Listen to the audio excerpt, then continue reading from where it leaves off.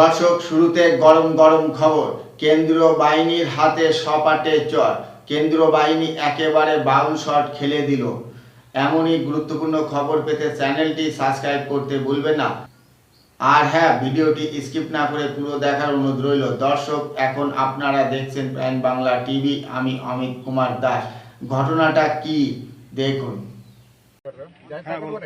ना नहीं, ये कौन है? ये तुम ही तो हो। ये कौन है? ये तू ही कर रहा ना?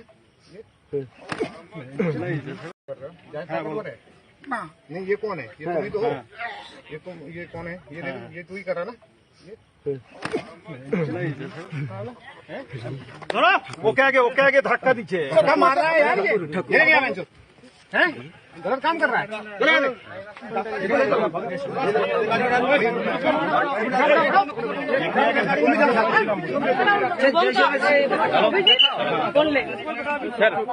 अभी चलो सर, अभी तो आप जिम्मेवार आदमी हैं। गांव में ऐसा होगा नहीं, हमें बाद में गंदरगोल हुआ था, बाद में आया था। आप एक जिम्मेवार आदमी है। देखो सुनो দর্শক, ভিডিওটি ভাইরাল ভিডিও। সপাটে চর পাকানো হচ্ছে। ভয় দেখানো, বাধা দেওয়া, নিয়মের বাইরে গিয়ে অন্য দলকে বাধা দেওয়া। সপাটে চর কেন্দ্র বাহিনীর। আইডেন্টিফাই তারা করেন মোবাইলের ভিডিও দেখে এবং দেখিয়ে এটা কে, হ্যাঁ এটা আমি। ব্যাস, সপাটে চর।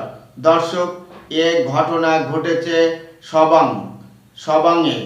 ওখানে বিজয় কুমার জানা এই নেতার নাম। টিএমসি নেতা, যার স্ত্রী পঞ্চায়েত মেম্বার, যেটা খবর পাচ্ছি, যেটা অভিযোগ, বিজেপি লোকেরা ওখানে ভোট প্রচার করতে গেলে উনি বাধা দিয়েছেন। বাধা মানে মারাত্মক বাধা।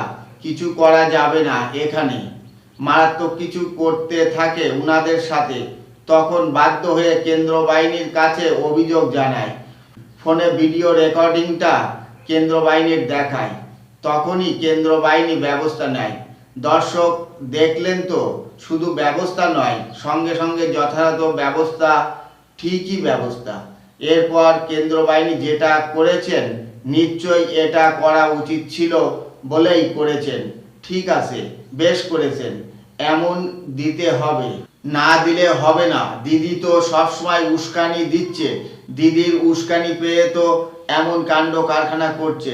শুধু ছেড়ে দিলে হবে না। মাঝে মধ্যে এরকম একটু প্রসাদের ব্যবস্থা থাকবে। দিদির মিছিল মিটিংয়ে লোকজন হচ্ছে না। এখন মাথা ঠিক নেই, কি করবে, শুধু উস্কানি দিচ্ছে।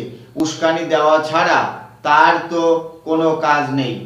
আপনারা জেনেছেন হয়তো, ইতিমধ্যে একজন কেন্দ্রীয় বাহিনী মারা গেছেন। এর পরেও কি কেন্দ্র বাহিনী চুপ করে বসে থাকবে?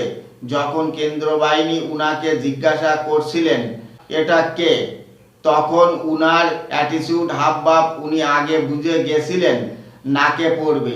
তাই তো উনি দু হাত দিয়ে ঠেকানোর চেষ্টা, ঠিক দু হাতের ফাঁক দিয়ে নাকে গিয়ে পড়ল।